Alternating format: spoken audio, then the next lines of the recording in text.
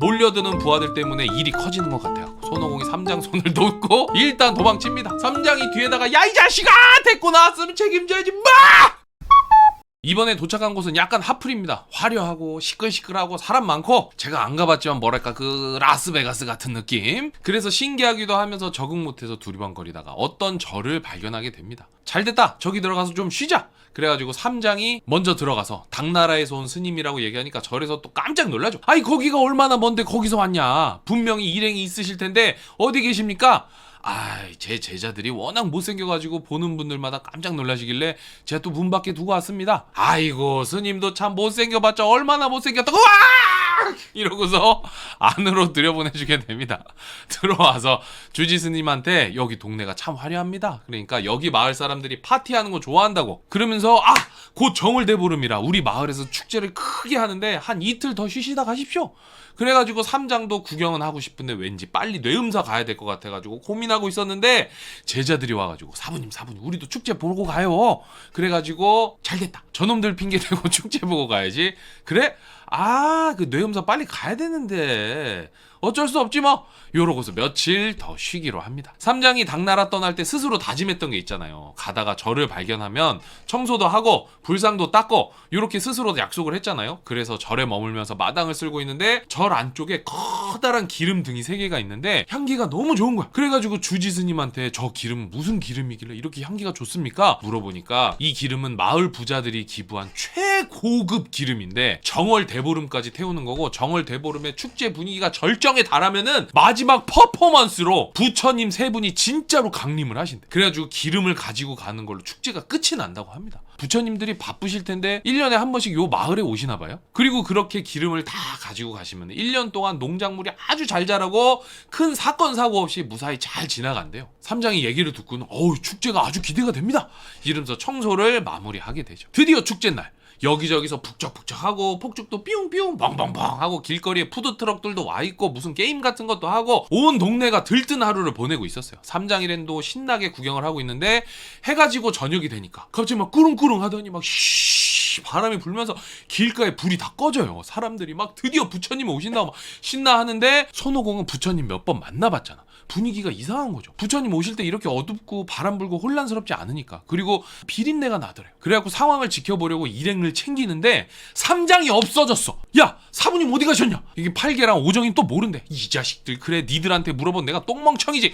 그리고서 사람들 사이에서 삼장을 찾는데 삼장이 어디 갔었냐면은 주지 스님 말에 의하면 이제 곧 부처님이 올 거잖아요. 내가 어차피 서천 가서 불경 받을 거긴 하지만 그래도 여기 오신다는데 얼굴 도장 한번 찍어야지. 대표님 오시면 얼굴 도장 찍어야죠. 그래갖고 기름등이 있는 곳으로 막 가고 있었어. 부처님 만나러 가야지. 손오공이 찾다 보니까 저기 기름등 있는 곳에 삼장이 있는 거예요. 사부님 잠시만요, 이 느낌이 이상합니다 이러는데 기름등 쪽에 커다란 그림자 3개가 둥둥둥 나타나더니 다시 한번 거센 바람이 샥 불면서 기름하고 그 앞에서 손은 들고 있었던 삼장도 납치해서 뿅 하고 사라져버리게 됩니다. 손오공이 쫓아가는데 놓쳐버리죠. 그래가지고 요괴 정체를 알아내려고 주변을 수소문을 하는데 일단 삼장을 지켜주는 수호신령들을 불러내갖고 잡들이를 합니다. 니네는 도대체 뭐하는 애들이길래 사부님 한번 제대로 지키는 꼴을 못 본다고 잡혀가는 거 보고만 있었냐? 그래가지고 수호신령들이 이유를 이야기를 하는데 와, 제가 이번에 이해가 안 되면서도 이해가 되기도 하고 한편으로 너무한 거 아닌가 싶었는데 삼장이 잡혀간 이유가 있었어요. 이번 편에 삼장이 뭔가 생각을 잘못한 게 있대. 그게 뭐였냐면은 삼장이 서천으로 빨리 안 오고 여기서 축제 보기로 한 게 삼장이 잘못한 거래요. 물론 이해는 되지. 그 숭고한 사명이자 하루빨리 서천 가가지고 불경 받아서 중생들 구제해야지. 그런데 또 한편으로는 삼장이 당나라에서 서천 간다고 여행한 게 14년입니다. 14년 동안 쉬지 않고 왔으면 하루 이틀 한눈 파는 거 봐줄 수 있는 거 아닌가. 그리고 솔직히 딴 데서도 시간 날려먹은 적 많아요. 아무튼 그래서 삼장의 잘못 때문에 삼장이랑 수호신령들이랑 링크가 끊겼대요. 그래갖고 자기들이 도와줄 수 없었고 자기들은 지금부터 이 연결 끊어진 거 복구 작업해야 된다고 얘기를 합니다. 그러면서 요괴들 정체를 알려주는데 얘네들이 청룡산에 사는 콧불소 요괴라고 별 동물들이 다 나오죠. 벽한, 벽서, 벽진, 삼형제 요괴 대왕이라고 얘기를 합니다. 수련을 오래 쌓은 강력한 요괴들이고 기름을 좋아해서 빨리 가지 않으면은 삼장법사를 기름에 튀겨가지고 잡아먹을 거라고 얘기를 하죠. 그 얘기를 들으니까 팔개가 콧불소요? 형님 그러면 얼른 잡아가지고 뿔을 잘라다가 그거 내다 팝시다. 돈 많이 받을 텐데. 그러니까 그 얘기를 듣고 있던 손오공이 아 이거 어딜 패야 저런 소리를 안 하지? 삼장은 요괴 동굴에 붙잡혀 있었는데 3마리 코뿔소 요괴들이 뭐 자기한테 물어보는 거 없어요. 뭐 누구냐, 어디 가는 길이냐 이런 거 안 물어봐. 혹시 뭐 저한테 궁금한 거 없으세요? 이게 물어보니까 없대.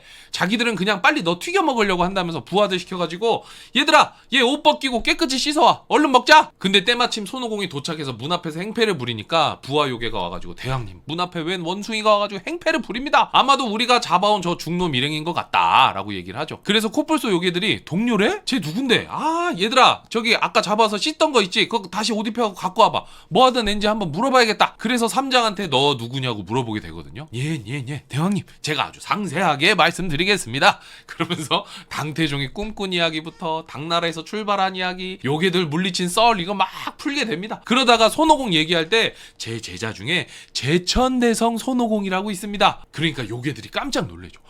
500년 전에 천계로 뒤집었던 그 손오공이 제자야? 아 그러면은 제자들까지 붙잡은 다음에 한꺼번에 잡아먹어야겠다. 그리고는 삼장법사를 다시 옷을 입혀주고 방에다가 가둬두게 됩니다. 그리고 동굴 밖에 나가서 손오공이랑 싸움을 시작을 하죠. 근데 삼장이랑 대화하는 시간 동안 동굴 앞에서 손오공이 기다렸을 텐데 어떻게 그렇게 얌전하게 있었나 싶어요. 웰컴 드링크 같은 거라도 줬을 수도 있지. 아무튼 손오공이랑 요괴 두목들이랑 신나게 싸우는데 승부가 안 날 것 같으니까 부하 요괴들을 모조리 부르게 됩니다. 두목이 코뿔소라서 그런지 부하들도 다 소래. 불려나온 소들이 손오공을 둘러싸고서 공격하니까 손오공이 일단 도망치게 됩니다. 팔계랑 오정이는 절에서 기다리는데 손오공이 와서 상황을 설명을 해주죠. 사오정이 사부님 빨리 구해야 되는 거 아니냐라고 하니까 손오공이 걱정 말아라. 지켜주는 수호신들도 있고 예전에 인삼과 먹어서 바로 그렇게 안 죽을걸? 이러면서 밥 먹고 좀 쉽니다. 금강산도 식후경이다. 다음날 제자 삼형제는 청룡산 요괴들이 사는 동굴로 가서 팔계랑 사오정은 세워두고 손오공이 반딧불로 변해서 동굴로 들어갑니다. 삼장이 어디 있는지 찾아보는데 익숙한 울음소리가 들려요. 그래갖고 그쪽으로 가보니까 삼장이 흐느끼면서 혼잣말을 하고 있더랍니다. 제자들이 빨리 와갖고 나를 좀 구해줬으면 좋겠다 요런 얘기를 하고 있으니까 삼장법사가 결국 비빌 곳은 우리뿐이구나 라는 생각에 기분이 좋아진 손오공이 삼장한테 가서 말을 걸죠. 삼장이 신기하구만. 지금 계절이 반딧불이 있을 계절이 아닌데 역시 서역은 신기한 곳이야. 울다가 뻘소리를 하는데 손오공이 나타나서 삼장을 안심시킵니다. 그리고는 삼장한테 묶여있던 사슬을 풀어주고 손을 잡고 동굴 밖으로 탈출을 시도하죠. 그런데 때마침 요괴 두목이 시켜서 순찰을 돌고 있던 부하들한테 걸리게 되고 손오공이 여의봉으로 부하들을 몇 놈 후려치지만 몰려드는 부하들 때문에 일이 커지는 것 같아요. 손오공이 삼장 손을 놓고 일단 도망칩니다. 삼장이 뒤에다가 야 이 자식아 데리고 나왔으면 책임져야지 마!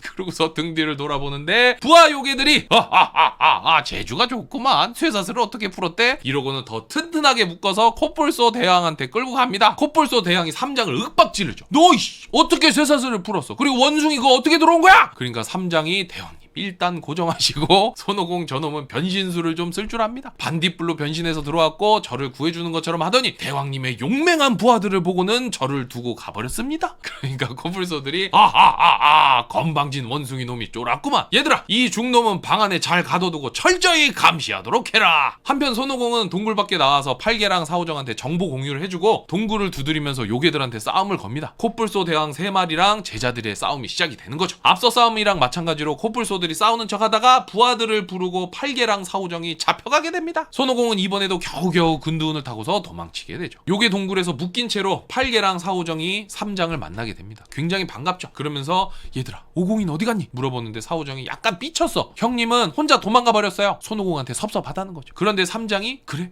차라리 잘 됐다. 너네가 잡히는 게 낫지 오공이가 있으면은 어디 가서든 지원 병력을 구해올 거 아니냐. 우리는 여기서 잘 기다리기나 하자. 그러면서 언제 올지 모르는 손오공을 기다리기로 합니다. 절로 돌아온 손오공이 스님들한테 말이랑 짐을 잘 부탁한다고 얘기를 하고는 자기는 천계에 다녀오겠다고 얘기를 해요. 아니 어르신께서는 천계에도 가십니까? 내가 옛날에 살던 집이 천계야. 갔다 올게. 그러고서 쫙 따라가고 스님들은 날아가는 손오공을 보면서 절을 하게 되죠. 천계에 도착해서 옥황상제 만나러 가다가 태백금성을 만나요. 태백금성이 코뿔소들에 대한 자세한 프로필을 얘기를 해줍니다. 그러면서 얘네를 항복시키려면은 하늘에 있는 4개의 별 사목금성을 데리고 가야 된다고 그래요. 근데 손오공도 처음 들어본 팀 이름이어가지고 이거 어떤 별인지 좀 알려줘라 얘기하니까 옥황상제한테 가가지고 사목금성 보내달라고 하면은 흔쾌히 보내줄 거다 라고 얘기를 하고 손오공이 태백금성한테 고맙습니다 쉐쉐 하고서 옥황상제한테 갑니다. 가서 상황을 설명하니까 알겠다. 1000개의 세인트 세이야 28수 중에서 이무기, 사냥개, 이리, 들개 이렇게 별자리 4시 손오공을 도와주러 오죠. 얘네가 사목금성이었던 거예요. 28수랑 원래 안면이 있었던 손오공이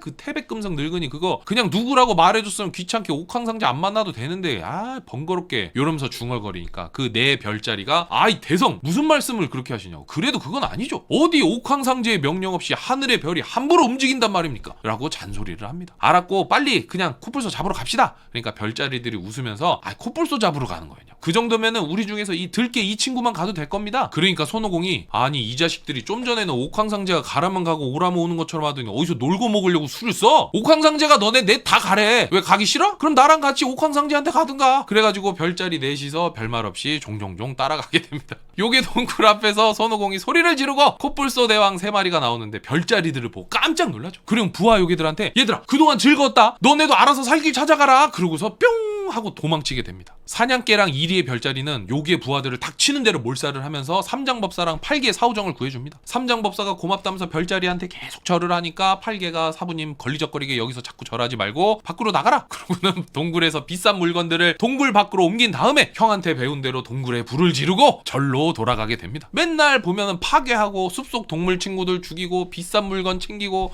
멀쩡한 동굴에 불 지르고 하는 짓만 보면 도적대나 다름이 없습니다. 아무튼 이제 4개의 별자리와 손오공 그리고 코뿔소 요괴들의 숨막히는 추격전이 시작이 됩니다. 코뿔소들이 바닷속으로 들어가요. 그러니까 바닷속이 굉장히 어수선해졌을 거 아니에요. 서쪽 바다 용왕한테 보고가 들어갑니다. 그리고 손오공의 지원 요청에 오랜만에 태자 마왕이랑 바닷속 친구들이 출전을 하게 돼요. 손오공이 죽이지 말고 잡으라고 얘기를 했거든요. 그래서 마왕태자가 한 마리는 사로잡는 데 성공하고 나머지는 어딨지? 하고 찾아보는데 저쪽에서 들깨 별자리가 코뿔소를 잡아가지고 목을 뜯어먹고 있는 거예요. 잠깐 이러고 갔는데 이미 코뿔소 요괴는 죽었지.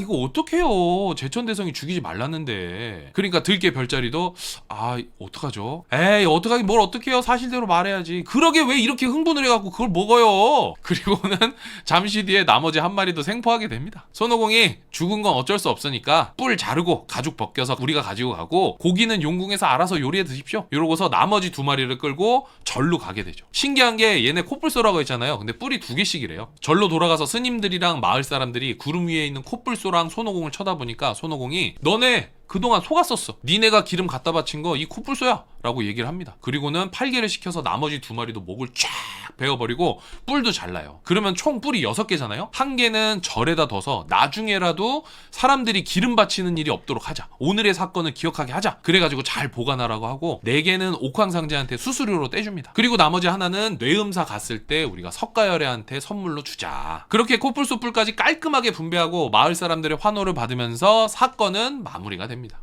마을의 부자들이 내일 큰 파티를 열자고 하면서 기대하라고 새벽이 됐을 때 팔개가 자고 있는데 손오공이 깨워요. 야 팔개야 일어나. 형님 무슨 일이에요? 야야 가자 짐 싸. 왜요? 맛있는 거 먹고 가지. 사부님이 가재. 알고 봤더니 이번에 게으름 피우고 좀 더 편하게 있으려고 하다가 사고가 났잖아요. 삼장도 이제 그러고 싶지 않은 거죠. 흔들리지 않고 우리 빨리 뇌음사로 가자 라고 얘기를 한 거죠. 그래서 성대한 파티를 뒤로 한 채 삼장 일행은 새벽에 도둑이 도망치듯이 마을을 빠져나가게 됩니다. 그리고 다음날 마을 사람들은 삼장 일행이 없어진 것에 대해서 굉장히 커다란 아쉬움을 달래게 된다.